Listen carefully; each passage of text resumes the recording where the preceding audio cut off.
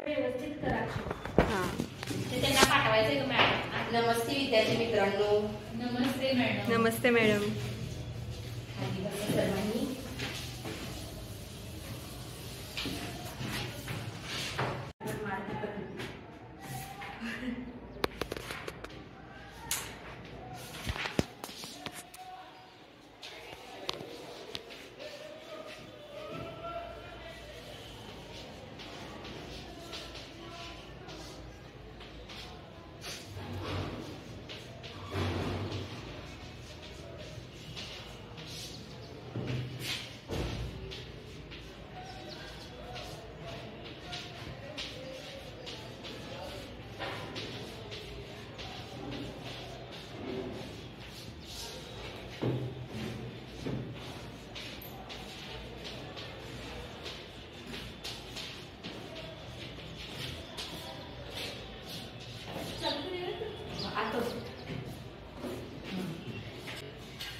तर आज मुलांना पण माणसाची समाजशीलता याविषयी माहिती घ्यायची आहे.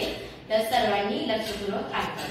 सर्वप्रथम सांगा, समाजाच्या निर्मिती मागील मुख्य प्रेरणा कोणती आहे? सुरक्षितता. हा, शाबास. बरोबर. समूहाने राहिल्याने सुरक्षितता मिळते. याची जाणीव झाल्याने माणूस एकत्र राहू लागला. या पाठाच्या समाज सामूहिक विषयाविषयी आपण एक गेम खेळणार आहोत. तर 2 गट राहणार आहेत, तुमचा एक तुमचा एक. त्यानुसार आपण कृती करायची आहे.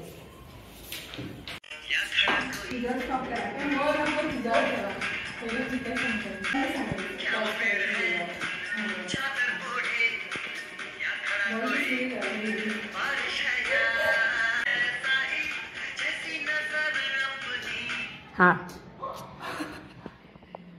आता बॉल आलेला आहे.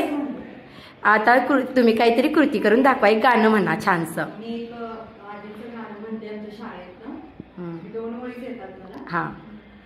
बेटी हूँ मैं, बेटी मैं तारा बनूंगी, तारा बनूंगी, सहारा बनूंगी, गगन पे चमके चंदा मैं धरती पर चमकूंगी, गगन पर चमके चंदा मैं धरती पर चमकूंगी, बेटी हूँ मैं, बेटी मैं तारा बनूंगी.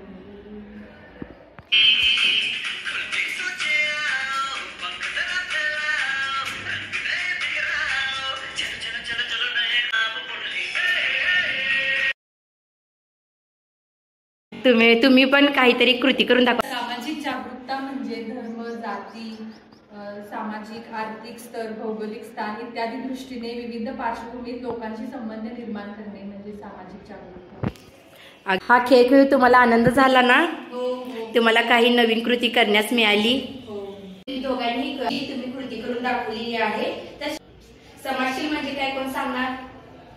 समाजशील म्हणजे समाजातील सर्वांच्या सोबतीने राहणे.